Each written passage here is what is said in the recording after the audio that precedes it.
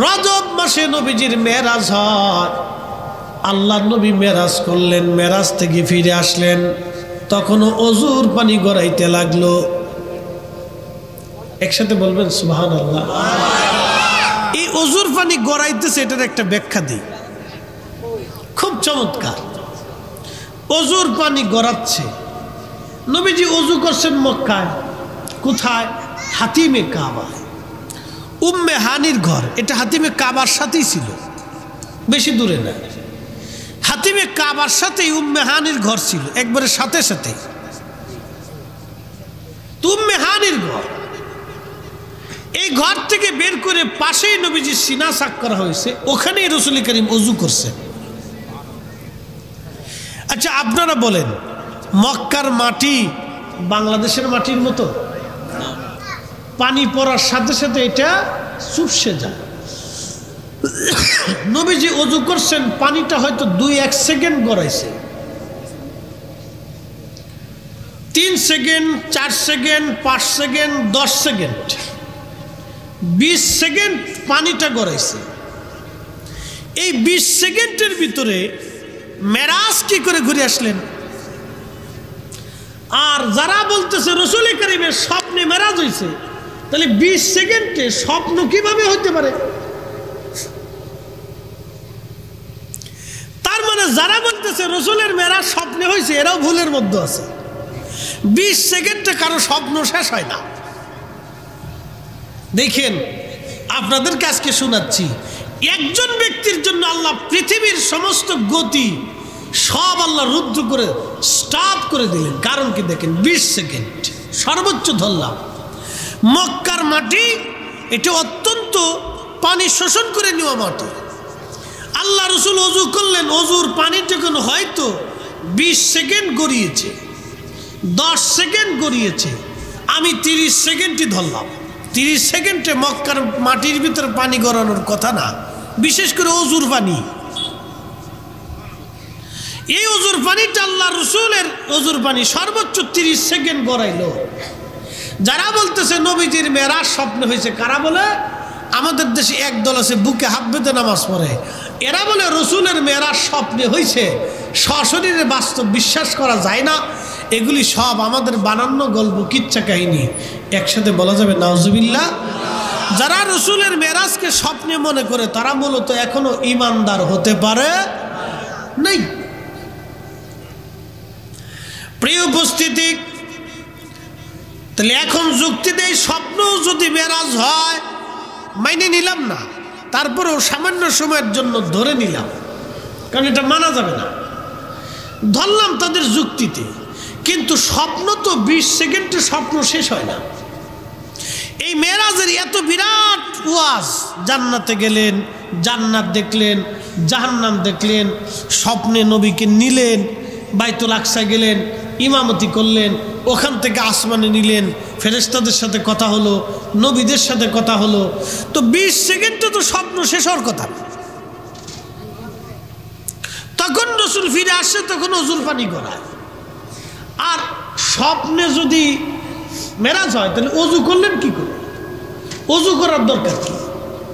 স্বপ্নের জন্য তো ওযুর শর্ত দরকার নেই। ঘুমিয়ে রয়েছেন, স্বপ্নেই দেখছেন, তো ওযুর দরকার কি ছিল? স্বপ্নের মেরাজে সিনা সাকের দরকার কি? সিনা পরিষ্কার করার দরকার কি? এখানেও কোনো প্রয়োজন নেই। তার মানে এদের কথা অবান্তর, অযৌক্তিক। নবীজির মেরাজ স্বপ্নে হয় নাই, বাস্তবেই হয়েছে। কথা কোন ঠিক কিনা? খুব মনোযোগ দিয়ে।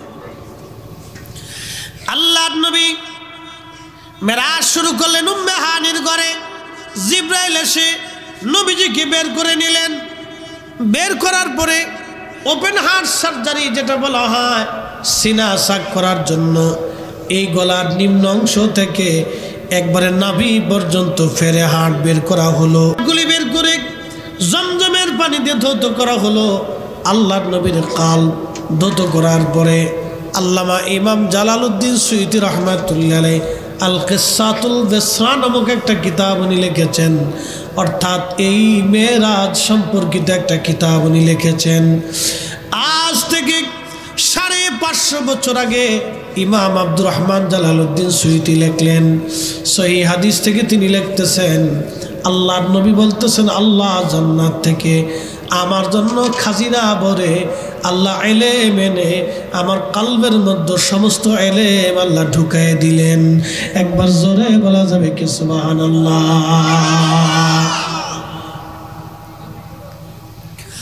সমস্ত ইলমগুলি নবীজির কাল মুবারকের ভিতরে আল্লাহ ঢুকায় দিলেন। এই জন্য আল্লাহ বলেন, কামা আরসালনা ফীকুম রাসূলাম মিনকুম ইয়াতলু আলাইকুম আয়াতিনা।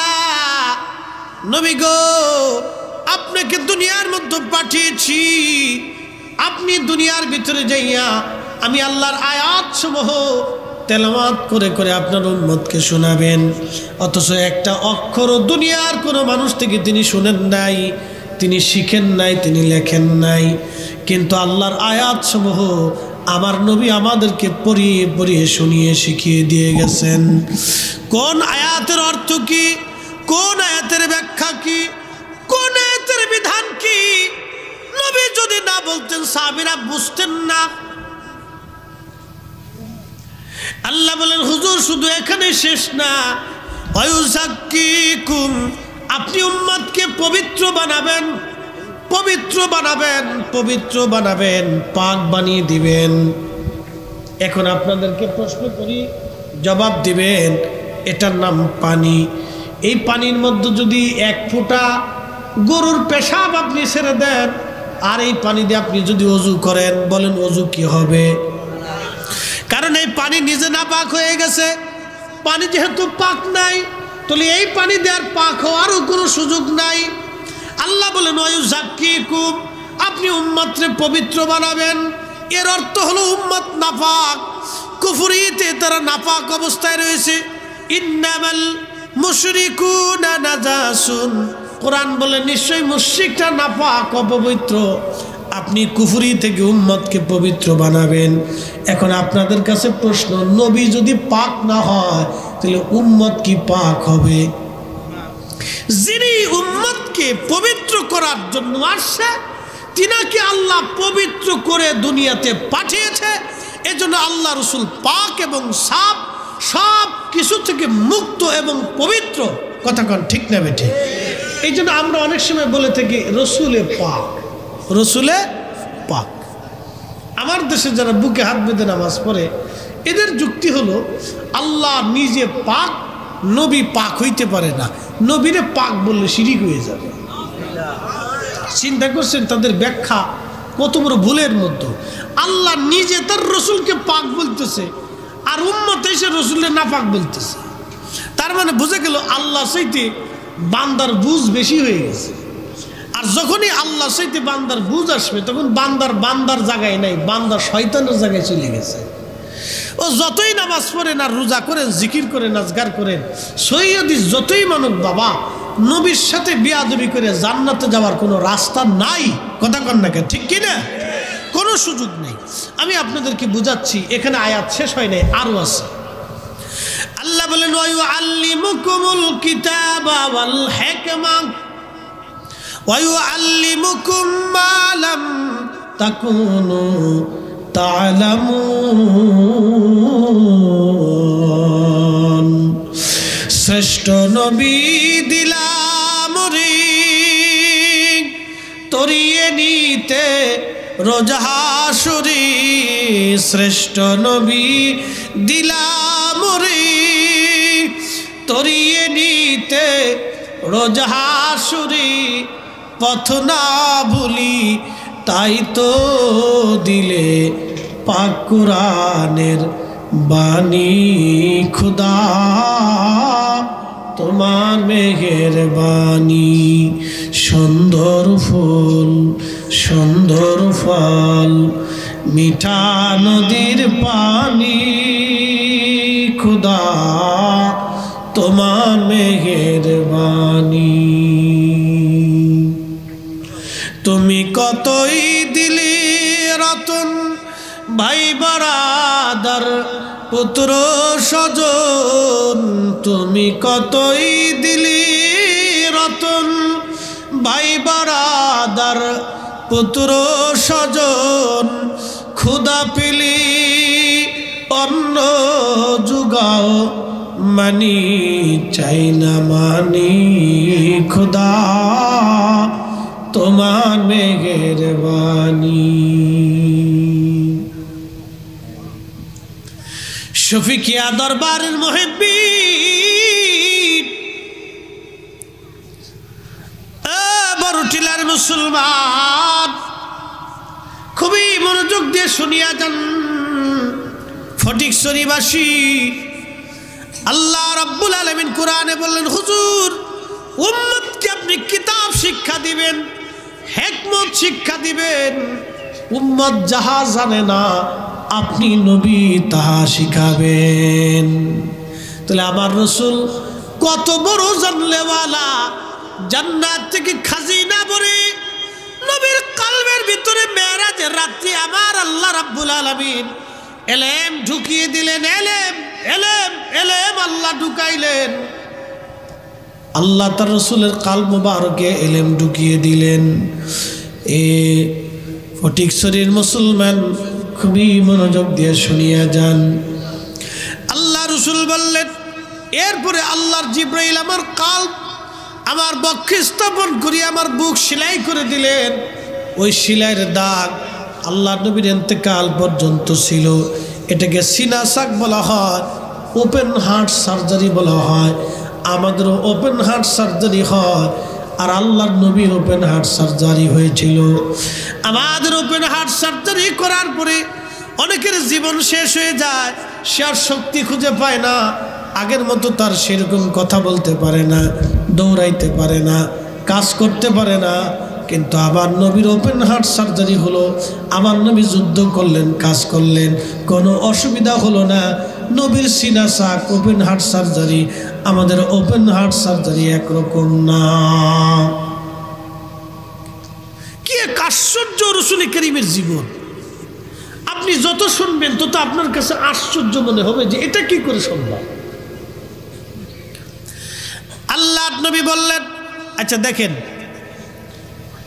অজুর পানি তখনও গড়ায়, যেই বিছানা ছিল সেই বিছানা তখনও গরম, অজুর পানি তখনও গড়ায়। মেরাজ থেকে ফিরে আসার পরে অজুর পানি তখনও গড়ায়, তখনও বিছানা গরম।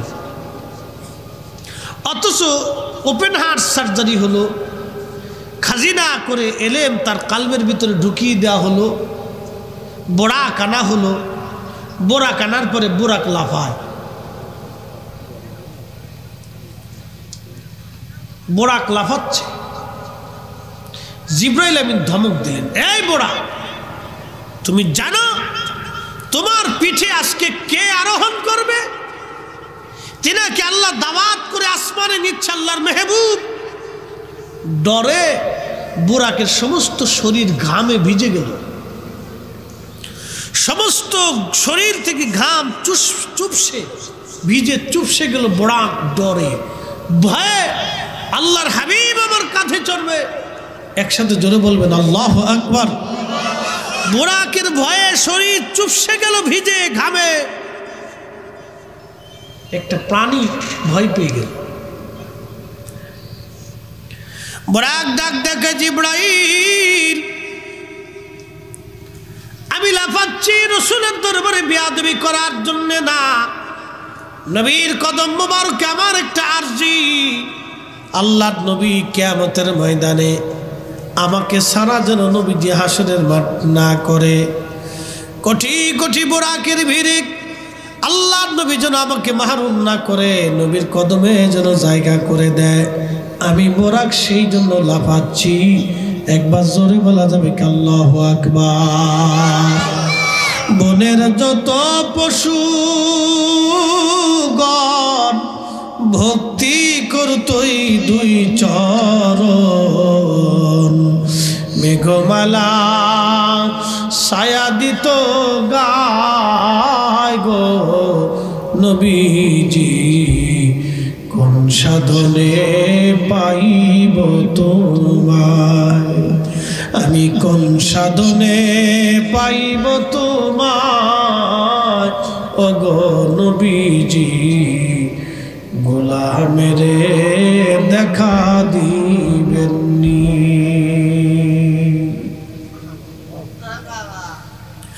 শফিকিয়া দরবারের মুহিব্বিন বুরাকের পিঠে চড়ে নবী রওনা দিলেন। সুবহানাল্লাযী আসরা বিআবদিহি লাইলাম মিনাল মাসজিদিল হারাম ইলাল মাসজিদিল আকসা।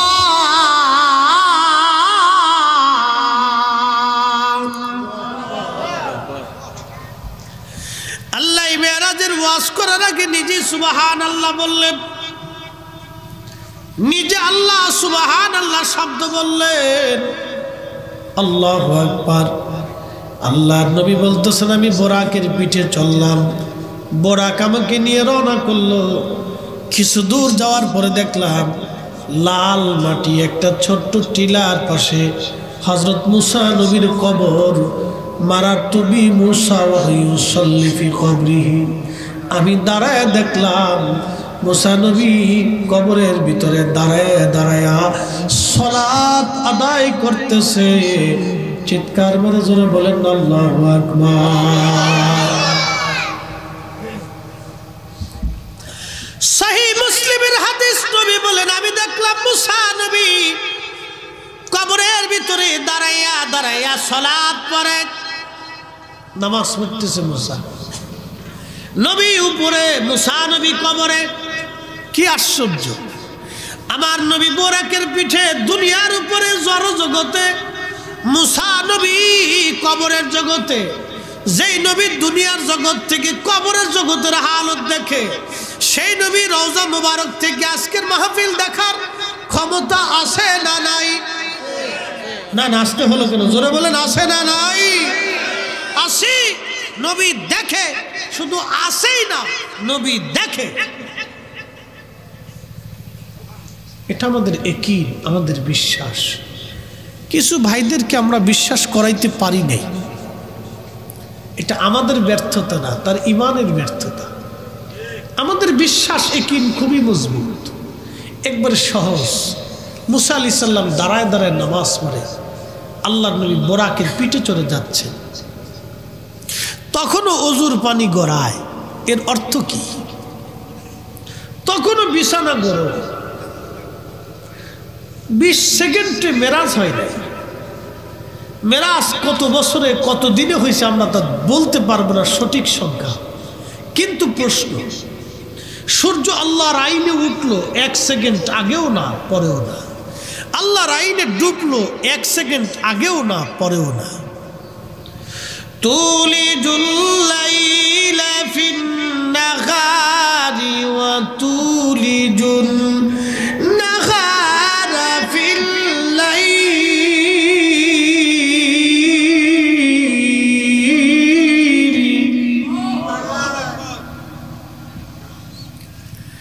রাত থেকে দিন বের করি, দিন থেকে রাত বের করি আল্লাহর আইনে। 1 সেকেন্ড আগেও হলো না পরেও হলো না, কিন্তু রাত গেল, দিন গেল, সূর্য উঠলো, সূর্য নামলো, অজুর পানি তখনও গড়ায়। এর অর্থটা কি? সূর্য উঠেও নাই, ডুবেও নাই, রাতও আসে নাই, দিনও আসে নাই। যে রাত্রি মেরাজ, যেই সময়ের জন্য মেরাজ শুরু হয়ে গেল, তামাম সৃষ্টিকে আমার আল্লাহ স্টপ করে দিলেন। আসতে কেন? জোরে বলেন, আরো জোরে। আল্লাহর আইনে সব স্টপ। শুধু রাসূল কারীমের ইজ্জতের কারণে সবগুলিকে আল্লাহ স্টপ করে দিলেন। সূর্যের জায়গায় সূর্য স্টপ, চাঁদের জায়গায় চাঁদ স্টপ, আকাশের জায়গায় আকাশ স্টপ, সমুদ্রের জায়গায় সমুদ্র স্টপ, নদীর জায়গায় নদী, ঝর্ণার জায়গায় ঝর্ণা, আবহাওয়ার জায়গায় আবহাওয়া, বাতাসের জায়গায় বাতাস, সবগুলিকে আল্লাহ স্টপ করে দিলেন। শুধু আমার রাসূল চলমান। আল্লাহু আকবার। না না, আরো জোরে বলতে হবে আল্লাহু আকবার। আমাদের ইজ্জত না নবীর ইজ্জত? রসুলের ইজ্জতে আল্লাহ সব স্টপ করে দিল। প্রধানমন্ত্রী আসবে রাস্তা দিয়ে, মাননীয় প্রধানমন্ত্রী যদি ঢাকার থেকে বাইফোর্স পথে ফটিকছড়ি পর্যন্ত আসে, তো উনি যে রাস্তা দিয়ে আসবে সেই রাস্তায় স্টপ। 20 দিন পর্যন্ত গোয়েন্দা ডিভিশন কাজ করতে থাকে। 1 মাস পর্যন্ত গোয়েন্দা ডিভিশন তার নিরাপত্তার জন্য কাজ করে, যে এখানে কোনো দুষ্কৃতিকারী কোনো পরিকল্পনা চিন্তা ভাবনা আছে কিনা, রাস্তার নিরাপত্তাজনিত প্রবলেম আছে কিনা, তার এই রাস্তাটা নিরাপদ সফর হবে কিনা, আসলে কোনো অসুবিধা হবে কিনা। দুনিয়ার একজন প্রধানমন্ত্রীর জন্য গোয়েন্দা ডিভিশনের ঘুম হারাম, সিআইডিদের ঘুম হারাম, ডিবির ঘুম হারাম, প্রশাসনের ঘুম হারাম। যে জেলায় আসবে সেই জেলার ডিসিএসপির ঘুম হারাম, ওই জেলার নেতাকর্মীদের ঘুম হারাম। প্রধানমন্ত্রী আসতেছে, তাকে রিসিভ করতে হবে। কোথায় থাকবে, কোথায় খাবে, কোথায় ঘুমাবে, কোথায় বিশ্রাম নেবে, কত টাইম, কোন জায়গা, কোন রাস্তা, রাস্তা দিয়ে আসবে, সব রাস্তা স্টপ, শুধু প্রধানমন্ত্রীর গাড়ি চলমান। সব গাড়ি স্টপ, প্রধানমন্ত্রীর গাড়ি চলমান। এ নবীর উম্মত, আমার রসুল যিনি হাবিবুল্লাহ, রাহমাতুল লিল আলামিন, সাইয়্যিদুল কাউনাইন ওয়াস সাকালাইন, মাকামে মাহমুদ ওয়ালা, হাউজে কাউসার ওয়ালা, জান্নাত ওয়ালা, কুরআন ওয়ালা, উম্মত ওয়ালা, সৃষ্টির সাহিব, মাকামে মাহমুদ ওয়ালা, আল্লাহর পিয়ারা মেহবুব, ইমামুল মুরসালিন, দুনিয়া থেকে মেরাজে আল্লাহর দিদারে, আল্লাহর সাক্ষাতে যাবে, আল্লাহর মহাব্বতে যাবে, দিদারে রাবের জন্য যাবে। সমগ্র সৃষ্টিগুলি স্টপ করে দিলেন, সব স্টপ, শুধু রসুল চলমান। একসাথে জোরে বলা যাবে আল্লাহু আকবার। তিনি আমাদের নবী, তার ইজ্জতের জন্য নতুন করে দলিলের প্রয়োজন নাই। নবী নিজেই ইজ্জতওয়ালা, নবী নিজেই ইজ্জতের জন্য দলিল। কথা বলেন ঠিক না বেঠে? কারে বুঝাবো? আমার দেশের অনেক ভাইকে বুঝাইতেই পারি না। প্রিয় মুসলমান, খুব মনোযোগ দিয়ে আল্লাহর নবী মুসা আলাইহিস সালামকে দেখে রওনা করে চলে গেলেন মসজিদে বাইতুল আকসায়, যেটা নিয়ে ফিলিস্তিন এখনো পর্যন্ত যুদ্ধরত আছে। এই বাইতুল আকসা আল্লাহর নবী বললেন, জিব্রাইল আলাইহিস সালাম একটা পাথরকে ফুটা করলেন আঙ্গুল দিয়ে, ওই পাথরের ভিতরে বোরাকের রশি বাঁধলেন। বোরাক বাঁধিয়া আল্লাহর নবী বোরাকের পিঠ থেকে নামলেন। নামার পরে মসজিদের ভিতরে ঢুকে দেখলেন ইব্রাহিম খলিলুল্লাহ নামাজ পড়ে। সুবহানাল্লাহ বলবেন? কে নামাজ পড়ে? ইব্রাহিম আলাইহিস সালাম মসজিদের ভিতরে নামাজ পড়ে।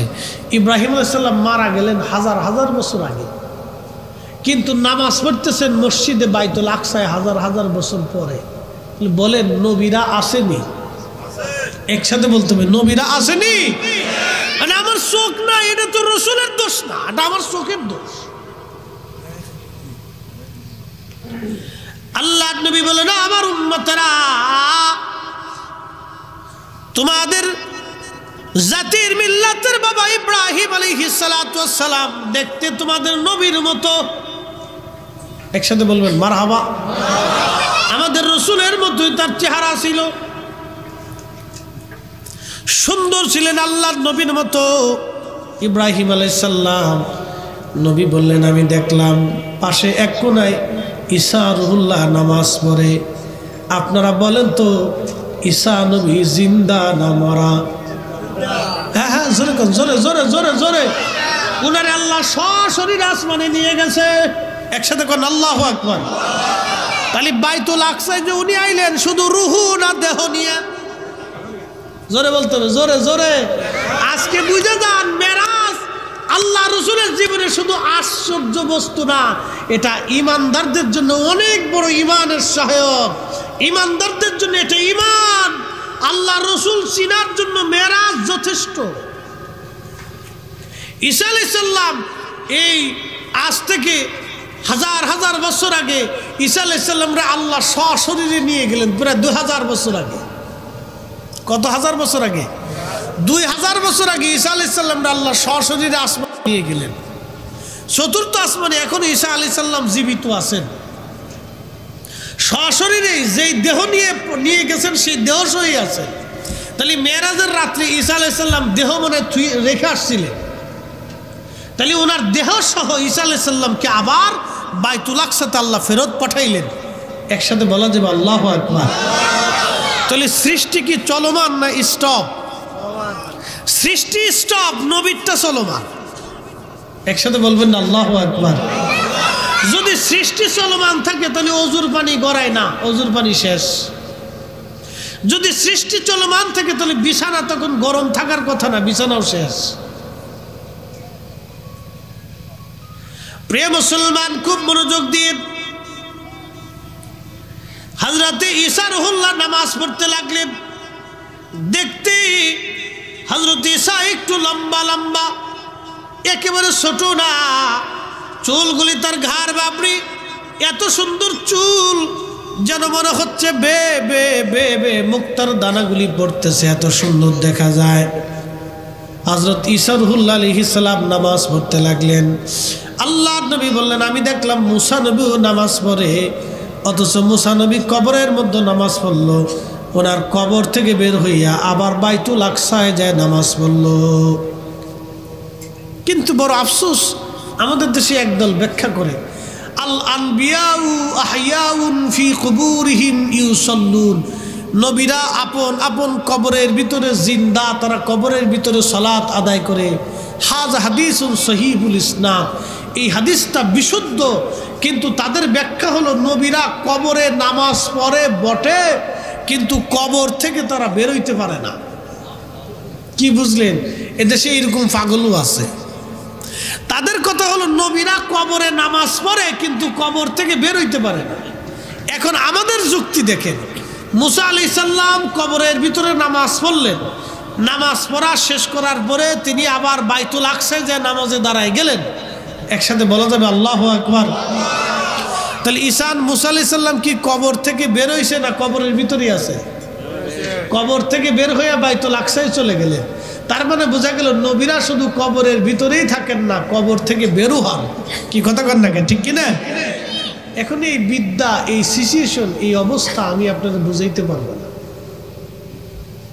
বলে কি করে সম্ভব? তা আপনি বলেন জিন আছে না নাই? কথা কন না, জিন আসেনি? জিনে মানুষে ধরে না? আপনি নিজেই তো জিন দেখেন না, নিজেই জিন দেখলেন না। দুনিয়ার আল্লাহর একটা সৃষ্টি জিন, এটাই আপনি দেখলেন না। আরো বুঝাই, আপনার শ্বাস প্রশ্বাস চলেনি। আপনার আমার সামনে আজকে যিনি বক্তব্য দিচ্ছেন আপনাদের সামনে, তিনি ফরিদি সাহেব। তো আসল ফরিদি যদি দেহ থেকে আল্লাহ নিয়ে চলে যায়, তো ফরিদি সাহেবের আর কিছু আছে? চোখে আলো থাকবে, জবানে ভাষা থাকবে, হাত পা লড়াইতে পারবে, এই বডিটা নিথর পড়ে থাকবে, কিন্তু আসল ফরিদি চলে গেল। জীবনে কোনোদিন আসল ফরিদিরে দেখলাম না, আব্দুল করিম আসলটারে দেখা হইল না। কত বছর এখানে তিনি বসবাস করলেন, দেখলামও না তার রং কি, চেহারা কি, আকার কি, আকৃতি কি, তারে কি দিয়ে বানানো হলো, আজও পর্যন্ত সাক্ষাৎ হলো না, কথাও হলো না, দেখাও হলো না। নাস্তিকরা বলে যারে দেখলাম না তারে বিশ্বাস করবো কেমনে? তো নাস্তিকরা জিজ্ঞেস করবেন, বেটা তুমি তোমার নিজের আগে দেখছো কিনা এই দেখো, আল্লাহ পরে দেখো। আমি আমার নিজের আসল ফরিদি সাহেব তো আজও পর্যন্ত দেখলাম না, উনি কোন জায়গা আছে, কি হালতে আছে, ওনার রং কি, চেহারা কি, আকার কি, প্রকৃতি কি, আজও পর্যন্ত ওনার সাথে দেখা সাক্ষাৎ হইল না। কিন্তু উনি হর হামেশা কথাবার্তা বলেই যাচ্ছে, দুনিয়া চালিয়ে যাচ্ছে। প্রিয় মুসলমান আমার, ও আল্লাহর ওলির মুহিব্বিনেরা, খুব মনোযোগ দিয়ে কথাগুলি খুব দামি। এই জন্য জ্ঞানীরা বলছেন যে নিজেকে চিনলো সে আল্লাহকে চিনেছে। এই জন্য তরিকতের ভাষায় তুমি আগে তোমার নিজেকে উপলব্ধি করো, নিজেকে চিনো, যে নিজে চিনেছে সে আল্লাহ চিনেছে, রব চিনেছে, আল্লাহ চিনেছে। শফিকিয়া দরবারের মুহিব্বিনেরা খুব মনোযোগ দিয়ে বাইতুল আকসাতে একজন না দুইজন না 1,24,000 নবী রাসূল উপস্থিত হয়ে গেলেন। একসাথে জোরে বলবেন কি আল্লাহু আকবার। 1,24,000 নবী রাসূল উপস্থিত বাইতুল আকসায়। 1,24,000 নবী রাসূল উপস্থিত হয়ে গেল। আল্লাহর নবীকে জিবরাইল বলেন, ইয়া রাসূলুল্লাহ, একামত শুরু হয়ে গেছে, আজকে আর কের জন্য অপেক্ষা করবেন? আপনি মুসল্লায় যান, আপনার নবীর ইক্তেদা করবে। আপনি আজকে ইমামুল মুরসালিন। একবার জোরে বলা যাবে আল্লাহু আকবার। আপনি নবী ইমামুল মুরসালিন, ইমামুল মুরসালিন, ইমামুল মুরসালিন। যান, আপনি আজকে নামাজ পড়াবেন নবী গো। সব নবীরা আল্লাহর নবীর পিছনে দাঁড়ায় গেলেন। 1,24,000 নবী দাঁড়াইলেন। নামাজ শেষ হয়ে গেল। আচ্ছা, আপনাদেরকে প্রশ্ন করি, জবাব দিবেন। আমার নবী নামাজ আনছে কি মেরাজের আগে না মেরাজের পরে? এখানেও ভেদ। নবী নামাজ আনছেন মেরাজের আগে না মেরাজের পরে? মেরাজ থেকে ফিরে আসার সময় নামাজ নিয়ে আসছে। কি কথা কর না কেন? মেরাজ থেকে ফিরে আসার সময় নবীজি নামাজ নিয়ে আসছে। তাহলে নবী মেরাজে যাওয়ার সময় যে 2 রাকাত নামাজ পড়াইলেন, কোন পদ্ধতিতে পড়াইছে? কার আইনে পড়াইছে? কোন নবীর তরিকায় পড়াইছে? নিশ্চয় আমার নবীর তরিকায় পড়াইছে। একসাথে বললেন আল্লাহু আকবার। না না, হয় না, আরো জোরে, আরো জোরে। নবীর ইমামতিত্বে সব নবীরা নামাজ পড়লেন। তাহলে সব নবীদের নামাজের তরিকা ব্যান্ড, আমার নবীর নামাজের তরিকা চালু। কি কথা কন না, ঠিক কি না? এখানে রাসূলুল্লাহ শ্রেষ্ঠত্ব লুকানো আছে। অ্যাটেনশন, আমার দিকে তাকান, ডাইনিভাবে তাকাইতে হবে, গুরুত্বপূর্ণ আলোচনা। আল্লাহ রাসূল নামাজ পড়লেন। এখন প্রশ্ন, নবীজি মেরাজ থেকে ফিরে আসার সময় নামাজ আনলেন, তাহলে মেরাজে যাওয়ার আগে নবীজি নামাজ পড়াইছেন। কারণ কি? ওয়ায়ুআল্লিমুকুমুল কিতাবা ওয়াল হিকমাতা ওয়ায়ুআল্লিমুকুম মা লাম তাকুনু তা'লামুন। আপনি নবী উম্মতকে সেটা শিক্ষা দিবেন উম্মত যেটা জানে না। তার মানে আমার রাসূলের কলবের মধ্যে যে ইলম আল্লাহ ঢুকাই দিলেন, ওই ইলমের জোরে আমার নবীজি নামাজ পড়াইলেন। একবার জোরে বলা যাবে কি সুবহানাল্লাহ। মেরাজে যে নবীজি যাইয়া 2 রাকাত নামাজ পড়াবে, জিবরাইল কিন্তু নবীরে আগে ওই নামাজ কেমনে পড়াবে শিখাই নিয়ে যায় নাই, কোনো হাদিসে লেখা নাই। সব নবীদের ইমামতিতে নবী নামাজ 2 রাকাত কেমনে পড়াবে, জিবরাইল কিন্তু নবীকে আগে নামাজ শিখাই নিয়ে যায় নাই। নবীজি আল্লাহ প্রদত্ত শিক্ষা মোতাবেক ওই 2 রাকাত নামাজ পড়িয়েছিলেন। নামাজ শেষ, 1.25 লক্ষ নবীর সাথে নবী মুসাফা শুরু করলেন, মুআনাকা করলেন। আচ্ছা, একজন মানুষের সাথে মুসাফা মুআনাকা আমি 10 সেকেন্ড করেই ধরলাম। অজুর পানি তখনও গড়ায়, বিছানা তখনও গরম। একসাথে বলবেন না আল্লাহু আকবার। নবীরটা চলমান, সৃষ্টি স্টপ। সূর্য সূর্যের জায়গায় দাঁড়ায় রয়েছে, চাঁদ চাঁদের জায়গায় দাঁড়ায় রয়েছেন, রাত রাতের জায়গায় দাঁড়িয়ে আছেন, দিন দিনের জায়গায় দাঁড়িয়ে আছেন, পৃথিবী পৃথিবীর জায়গায় দাঁড়িয়ে আছেন, সৃষ্টি সৃষ্টির জায়গায় দাঁড়ানো। শুধু রসুল এবং রসুল সংক্রান্ত মেরাজে যাহা আছে তাহা চলমান। মর্যাদা আল্লাহ কি পরিমাণে দিছে আপনি কল্পনা করলে মাথা নষ্ট হয়ে যাবে। কিন্তু বড় আফসোস, নজদিকে বুঝাইতে পারলাম না। এ নবীর শানকে নজদিকে বুঝানো গেল না, নজদি বুঝলো না। প্রিয় উপস্থিতি, খুব মনোযোগ দিয়ে শুনিয়া যান। একজন নবীর সাথে যদি 10 সেকেন্ড করে মুসাফা করা হয় 1.25 লক্ষ নবীর সঙ্গে, তাহলে কি পরিমাণে হবে? আপনি 6 ভাগের 1 ভাগ দিয়ে দেন।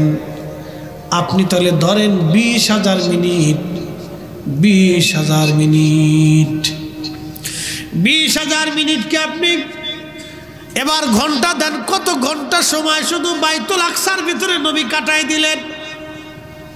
কারণ সব নবীর সাথে নবীজি মুআনাকা মুসাফা করলেন, কুশল বিনিময় করলেন, কথাবার্তা বললেন, দেখা সাক্ষাৎ করলেন। 10 সেকেন্ড সময় যদি হয় তাও বাদ দিলাম, হাফ সেকেন্ড করে ধরেন, আপনি কি বলে হাফ মিনিট ধরেন, যদি আধা মিনিট আপনি ধরেন, তাহলে 1,24,000 নবীর পিছনে আল্লাহ নবী 60,000 মিনিট সময় দিলেন। 60,000 মিনিট যদি হয় তাহলে এবার আপনি বলেন তো কত ঘন্টা শুধু বাইতুল আকসায় নবী কাটায় দিলেন? একসাথে বলবেন কি আল্লাহু আকবার। ওজুর পানি তখনও করা, বিছানা তখনও গরম। কি আশ্চর্য! নবীজির মেরাজ বিশ্বাস করতে সেই দিনের কাফেরদের কষ্ট হয়েছিল, কিন্তু আবু বকর সিদ্দিকের বিশ্বাস করতে কষ্ট হয় নাই। এক বাক্যে আবু বকর বললেন, সাদাকতা ইয়া রাসূলুল্লাহ, জীবনে কোনোদিন মিথ্যা বলেন নাই, আজ নবী আপনি মিথ্যা বলেন নাই, আপনার মেরাজ সত্য। আল্লাহ ডাক দিলেন, আবু বকর তুমিও সত্য, তুমিও সত্যবাদী, তোমার লকব আমি আল্লাহর নবী দিয়ে দিলাম সিদ্দিক, তুমিও সত্যবাদী। এই জন্য আবু বকর সিদ্দিক রাদিয়াল্লাহু আনহু খুব মনোযোগ দিয়ে সমস্ত নবীদের উপস্থিতিতে নবীজি নামাজ পড়াইলেন, মেরাজের রাত্রিবেলা নামাজ। এখন এই রাত্রিবেলা যে ওইখানে নামাজ পড়িয়েছিলেন তার একটা বাস্তব ঘটনা আমি আপনাদেরকে শোনাই।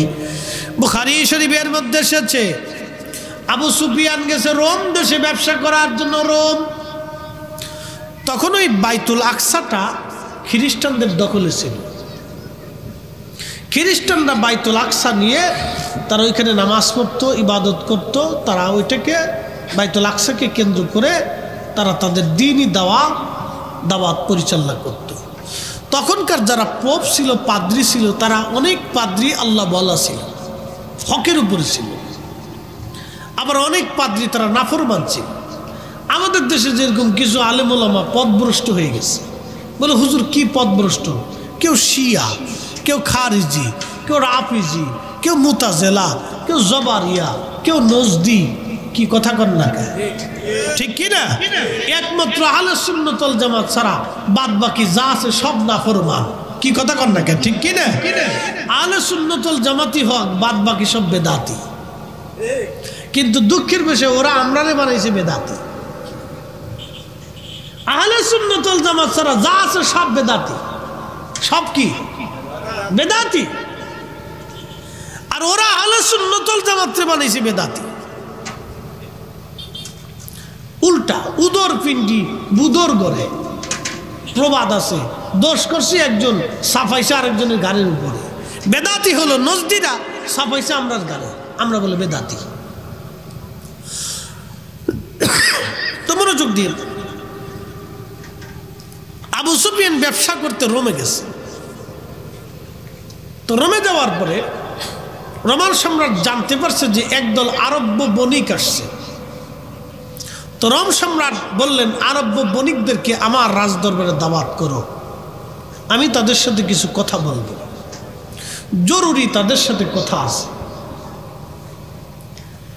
রোম সম্রাট আরব্য বণিকদেরকে ডাকলেন। তো আরব্য বণিকদের ভিতরে আবু সুফিয়ান ছিল প্রধান। রোম সম্রাট তাকে ডেকে নিয়ে বসতে দিলেন। সম্রাট সিংহাসনে বসা, আরব্য বণিকরা নিচে বসা। সম্রাট জিজ্ঞেস করলেন, আপনাদের মধ্যে লিডারকে? তো আবু সুফিয়ান বলেন, আমি আরব্য বণিকদের লিডার, আরব দেশের প্রধান আমি। রোম সম্রাট জিজ্ঞেস করলেন, আরব্য বণিক আজকে সত্য কথা বলবে, তোমাকে কিছু জিজ্ঞাসা করব। আবু সুফিয়ান বলল, হ্যাঁ আপনি বলেন, কি বলতে চান? বলে, তোমাদের দেশে বলে একজন নবী আসছে, তার নাম মুহাম্মদ, বাবার নাম আব্দুল্লাহ, মায়ের নাম আমেনা, সে নাকি কুরাইশ বংশের বনু হাশিমের সন্তান। আবু সুফিয়ানের চিন্তা হলো, যদি মিথ্যা কথা বলি তাহলে আমার সাথীরা যদি বলে দেয় যে বাদশাহ আমাদের আমির মিথ্যা বলতেছে, তাহলে আমার মান সম্মান চলে যাবে, রোম সম্রাট আমাকে শাস্তিও দিতে পারে। তো মিথ্যাও বলা যাবে না, তবে আজকে সাইডেও দেওয়া যাবে না। আজকেও একটা সুযোগ আছে, মুহাম্মদরে আজকে ধরাই দেব। আবু সুফিয়ানের চিন্তা হলো এইটা। বাচ্চা ডাক দে বলল, আবু সুফিয়ান বলো সত্য মিথ্যা বলবা না তুমি? তিনার নাম বলে মুহাম্মদ, বলে হা। জীবনেও বলে মিথ্যা বলে নাই, বলে হা। দেখেন চরিত্র বলে খুবই সুন্দর, বলে হা।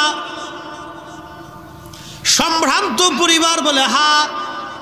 আরব দেশে তার মতো বংশ বলে আর কারো নাই, বলে হা। তিনি উত্তম চরিত্রের অধিকারী, বলে হা। রোম সম্রাট ডাক দিয়ে বলল, হে আরব বণিক, তাহলে তো উনি শেষ নবী, উনি আখিরি নবী।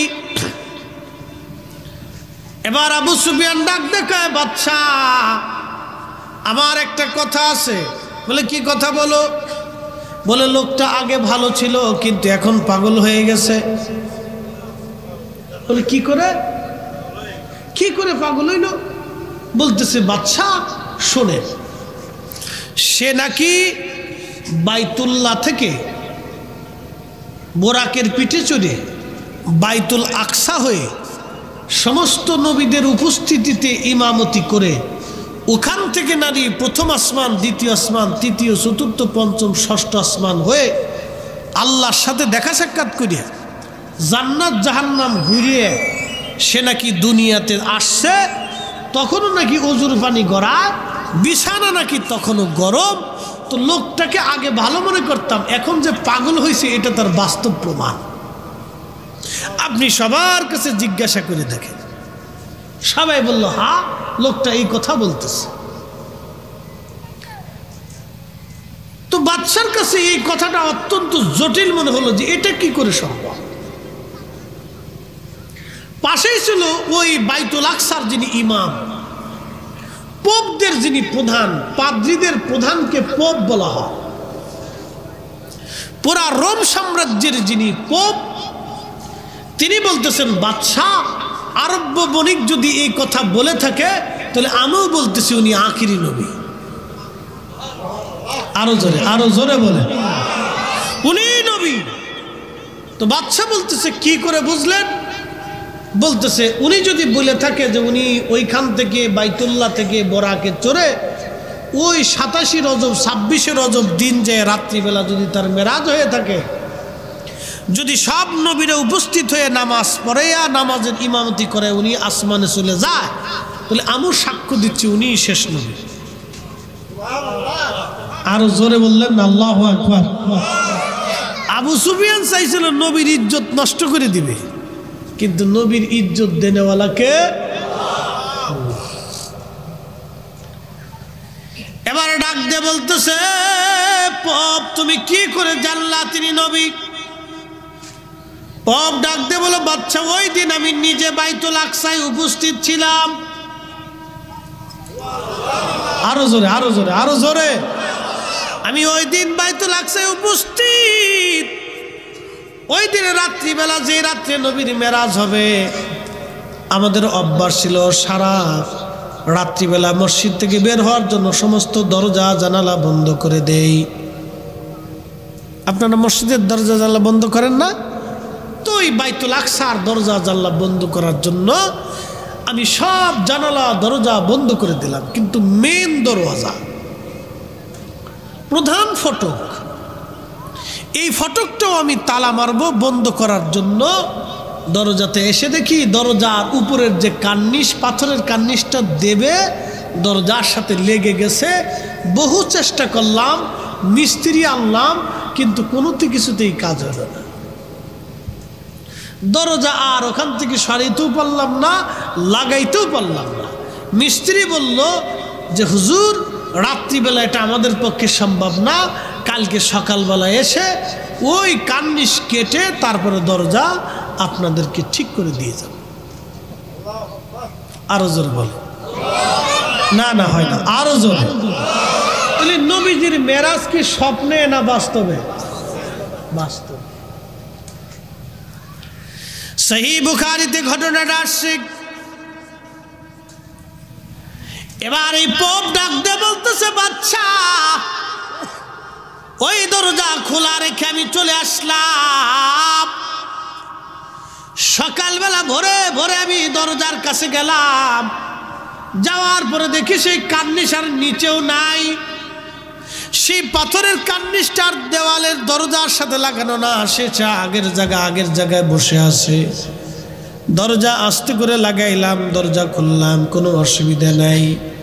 কিন্তু আমার কাছে আশ্চর্য লাগলো, আমিও পারলাম না, মিস্ত্রিও পারল না, লোকেরাও পারল না, কিন্তু দরজা সারা রাত্র খোলা থাকা লাগলো।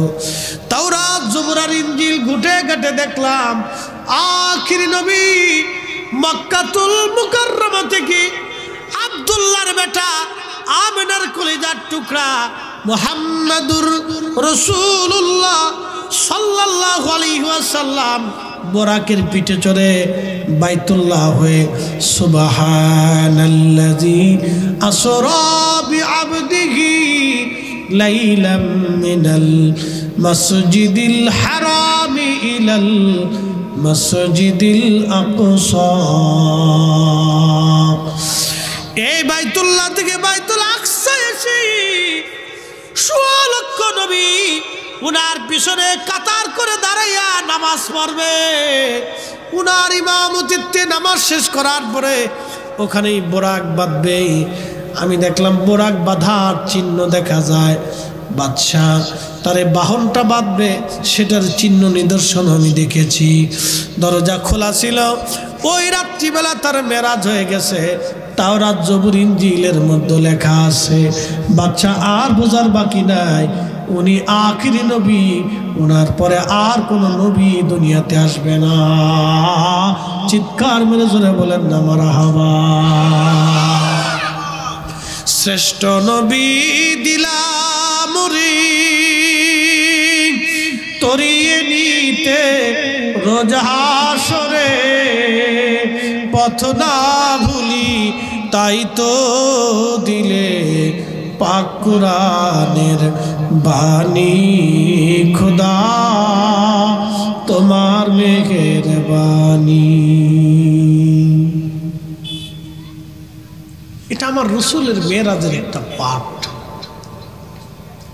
কি করে আপনাকে বুঝাবো রসুলের শান, আপনি বুঝেন তো। সেই মসজিদ নিয়ে আজও পর্যন্ত ইহুদিদের সাথে লড়াই চলতেছে। এই মসজিদ কি ইহুদিদের না আমাদের? আসতে বললেন কেন? জোরে বলেন। আমাদের না ইহুদিদের? ওটা আমাদের সম্পদ, ওটা খ্রিস্টানেরও না, ইহুদিদের না, ওটা আমাদের। এই মসজিদকে দখল করার জন্য ইহুদিরা ৭৫ বছর ধরে চেষ্টা, সাথে ব্রিটিশ চালবাজারা, পশ্চিমা শক্তি, খ্রিস্টান এবং ইহুদিরা এটাকে দখল করে নেওয়ার জন্য আপ্রাণ প্রচেষ্টা করতেছে। আর ওই জমিনের কিছু মর্দে মুজাহিদ মুক্তিযোদ্ধারা জালিম দখলদার ইহুদিদের সাথে ৭৫ বছর ধরে লড়াই করে চলতেছে। একসাথে বলা যাবে আল্লাহু আকবার। প্রশ্ন করবেন, হুজুর আমাদের কি অংশগ্রহণ করার সুযোগ আছে? হ্যাঁ আছে। সুদূর বাংলাদেশ থেকে আমরা অস্ত্র নিয়ে শস্ত্র নিয়ে ফিলিস্তিনিদের পক্ষে প্রকাশ্যে যুদ্ধ করার কোনো সুযোগ নাই। একটা যুদ্ধ আমরা করতে পারি বলে, হুজুর কোনটা? ইসরায়েলের পণ্য আমরা বয়কট করতে পারি। পেপসি, কোকা-কোলা, ফান্টা, নেসলে কোম্পানির কোনো পণ্য, ইসরায়েলের কোনো পণ্য আমরা খাবো না, কিনবো না, বেচবো না, ছবো না। কি কথা বলেন, ঠিক না বেটে?